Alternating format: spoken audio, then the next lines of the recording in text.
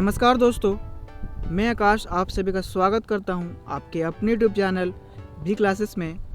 तो आज का हमारा टॉपिक है अफ़गानिस्तान पर तालिबान ने कब्जा किस प्रकार किया, तालिबान कौन है, अमेरिकी सैनिक अफ़गानिस्तान क्यों गए थे और अभी वापस लौटने का कारण क्या है, और जानेंगे शरीयत कानून क्या होता है, अफ़गान नागरिकों के लिए भारत सरकार ने क्या फ़ैसला लिया है। इन सभी चीज़ों के बारे में आज हम इस वीडियो में डिस्कस करेंगे, तो वीडियो को पूरा देखें। अपने इतिहास के सबसे लंबे युद्ध से पीठ दिखाकर अमेरिका वापस लौट चुका है। 20 साल, 4 राष्ट्रपति, 2300 सैनिकों की शहीदी के बाद, 2 लाख से ज़्यादा अफगान नागरिकों की मौत के बाद और 150 अरब रुपए के खर्चे के बाद नतीजा क्या रहा? असफल रहा। अफगानिस्तान आज वो कगार पर आ गया है जहां वो 2 दशक पहले था। अफगानिस्तान में हालात तेज़ी से ख़राब हो रहे हैं, मगर किसी को यह उम्मीद नहीं थी तालिबान इतनी जल्दी राजधानी काबुल तक पहुंच जाएंगे। अब अफगानिस्तान में कब्जे के बाद कुछ झकझोर देने वाली तस्वीरें आ रही है। एक और तालिबान अपनी जीत का जश्न मना रहे हैं, तो दूसरी ओर बहुत से डरे अफगान नागरिक देश छोड़ने की कोशिश में हैं। चलिए अब ये जान लेते हैं आखिर ये तालिबान हैं कौन। दरअसल 90 के दशक में अफगानिस्तान में सोवियत सेनाओं के लौटने के बाद सऊदी अरब में उत्तरी पाकिस्तान में कई धार्मिक स्कूलों को फंड किया। यहीं से तालिबान उभरा। पाकिस्तानी गुप्तचर agency inter services intelligence (ISI) ने मदरसों के अफगान छात्रों को भड़काकर 1990 के दशक में सोवियत सेनाओं के विरुद्ध तालिबान को जन्म दिया। इसे सऊदी अरब समेत कई खाड़ी देशों से पैसा मिलता था। तालिबान एक इस्लामिक कट्टरपंथी राजनीतिक आंदोलन है। दक्षिणी पश्चिमी अफगानिस्तान को तालिबान ने अपना बेस बनाया और कुछ ही सालों में देश के सत्ता पर ये काबिज हो गए। अमेरिका में 11 सितंबर 2001 को वर्ल्ड ट्रेड टावर पर हमला हुआ और तालिबान इन हमलों की अभिव्यक्ति ओसामा बिन लादेन को पनाह देने का आरोप लगा। अमेरिका ने अफगानिस्तान में अभियान चलाकर तालिबान को सत्ता से हटाया, मगर कई तालिबान नेताओं ने कथित तौर पर पाकिस्तान में पनाह लेकर संगठन को ताकतवर बनाना शुरू कर दिया। फिर अफगानिस्तान में विदेशी सैनिकों की भारी मौजूदगी के बाद भी तालिबान मजबूत होता चला गया और साल 2020 में तालिबान ने अमेरिका के साथ एक शांति समझौता किया। फिर तालिबान ने फिर से हिंसा जारी रखा। बहुत से अफगान नागरिक इसलिए डरे हुए हैं कहीं 90 के दशक का दौर फिर से शुरू ना हो जाए, जहां तालिबान के राज्य में खुले में मौत दी जाती थी, पत्थर मारे जाते थे, लड़कियों को स्कूल जाने की मनाही थी। अफगानिस्तान से अमेरिकी सैनिकों की वापसी का नीति ट्रंप सरकार ने तैयार की थी, जिस पर बाइडेन प्रशासन ने अमल किया। चलिए अब जान लेते हैं अमेरिकी सेना का अफगानिस्तान में प्रवेश।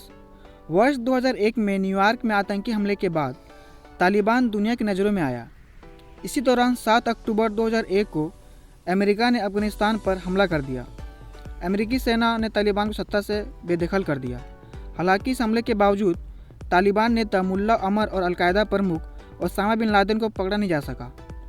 दिसंबर 2001 में संयुक्त राज्य अमेरिका के सहयोग से हामिद करजई को अफगानिस्तान का अंतरिम प्रशासनिक प्रमुख बनाया गया। वर्ष 2004 में अफगानिस्तान का संविधान अस्तित्व में आया। संविधान के प्रावधानों के अधीन रहते हुए अफगानिस्तान में अक्टूबर 2004 में लोकतांत्रिक प्रक्रिया का पालन करते हुए पहले राष्ट्रपति का निर्वाचन हुआ।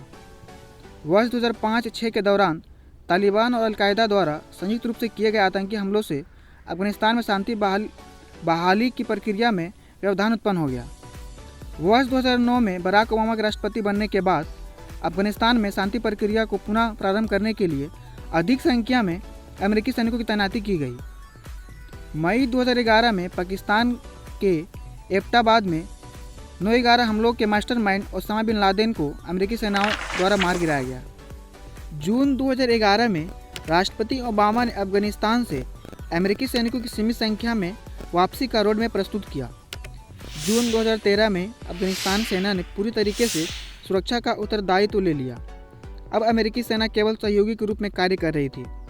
जनवरी 2017 में डोनाल्ड ट्रंप ने अमेरिकी राष्ट्रपति बनने के बाद अफगान नीति के संदर्भ में प्रमुख फोकस अफगानिस्तान से अमेरिकी सेना की वापसी पर रहा, जिसे अब मूल रूप से दिया जा रहा है। चलिए अब देखते हैं अफगानिस्तान से अमेरिकी सेना हटने के कारण। पहला कारण यह माना जा रहा है अंतिम और अंतहीन युद्ध। मध्य पूर्व में महंगे और लंबे समय तक सैन्य हस्तक्षेप के बाद अमेरिका ने यह महसूस किया कि वह इस क्षेत्र में सदियों पुराने संघर्षों का समाधान नहीं कर सकता है। अमेरिका बहुत पहले यह निष्कर्ष पर पहुंच चुका था कि यह युद्ध अजेय है और शांति वार्ता ही इसे खत्म करने का एकमात्र उपाय है। मध्य पूर्व क्षेत्र में अमेरिका में अंतहीन युद्धों को समाप्त करने का वादा पूर्व अमेरिकी डोनाल्ड ट्रंप की पूर्व नीति के केंद्रीय विषयों में से एक था। अफगानिस्तान से अमेरिकी सैनिकों की वापसी भारतीय उपमहाद्वीपों के लिए बहुत बड़ी चुनौती बन गई है। अमेरिकी सैन्य उपस्थिति ने भारत के लिए चरमपंथी ताकतों पर नियंत्रण रखा था और अफगानिस्तान भारतीय भूमिका के लिए अनुकूल परिस्थितियों का निर्माण किया था। जैसा कि अफगानिस्तान मध्य एशिया का प्रवेश द्वार है, अमेरिका के हट जाने से मध्य एशिया में भारत की रुचि को कम कर सकता है। तालिबानियों के कब्जे के बाद अफगानिस्तान में क्या क्या बदलाव हो रहे हैं, चलिए देख लेते हैं। सबसे पहला बदलाव की अगर हम चर्चा करें तो यहाँ पर सबसे बड़ा बदलाव देखा जा रहा है, तालिबान ने इसका नाम बदलकर इस्लामिक अमीरात ऑफ अफगानिस्तान कर दिया है। सबसे पहला परिवर्तन जो देखा गया है इसके नाम को लेकर, अब अफगानिस्तान को न केवल तालिबान के नाम से जाना जाएगा, ना ही अफगानिस्तान के नाम से, अब जाना जाएगा तो इस्लामिक अमीरात ऑफ अफगानिस्तान के नाम से। दूसरा सबसे बड़ा अपडेट यह है कि तालिबान के कब्जे के बाद अफगानिस्तान के राष्ट्रपति अशरफ गनी अफगानिस्तान छोड़कर भाग चुके हैं। एक और बात, रशियन मीडिया एजेंसी के मुताबिक राष्ट्रपति अशरफ गनी देश छोड़ते वक्त अपने साथ 4 गाड़ियों में पैसे भर कर ले गए। कुछ पैसे इसलिए छोड़ दिए क्योंकि गाड़ियों में जगह नहीं थी। जाहिर सी बात है, जब अपना लीडर ही हाथ खड़ा कर दे तो मनोबल अपने आप खत्म हो जाता है।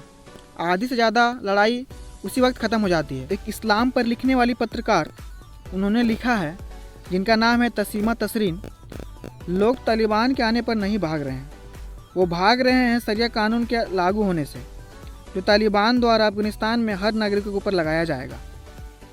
चलिए अब जान लेते हैं शरीयत कानून क्या है। जैसे हर धर्मों के ऊपर अपने कुछ रीति रिवाज होते हैं, कुछ संस्कार, संस्कृति, विधान, जिनकी वजह से वो परंपरा, रीति रिवाज के माध्यम से धार्मिक संस्था चल रही होती है या धर्म को निभाते हुए चल रहे होते हैं। ऐसे ही इस्लाम के अंदर कुछ नियम कानून हैं जिसके तहत मुसलमान अपना जीवन कैसे व्यतीत करे, इसे शरीयत कानून कहा जाता है। मुसलमान के राजनीतिक, आर्थिक और सांस्कृतिक जीवन पर क्या प्रभाव पड़े, यह शरीयत कानून में ही लिखा होता है। इस्लाम कानून की 4 प्रमुख संस्थाएं हनफिया, मलिफिया, साफिया और हनबनिया है, जो कुरान के आयतों और इस्लाम समाज के नियमों को अलग अलग तरीके से बखान रखते हैं। ये सभी संस्थाएं अलग अलग सदियों से विकसित की गई थी और बाद में मुस्लिम देशों ने अपने मुताबिक इन संस्थाओं को कानून को अपना लिया। इसमें महिलाओं की शिक्षा पूर्ण रूप से प्रतिबंधित मानी जाती है।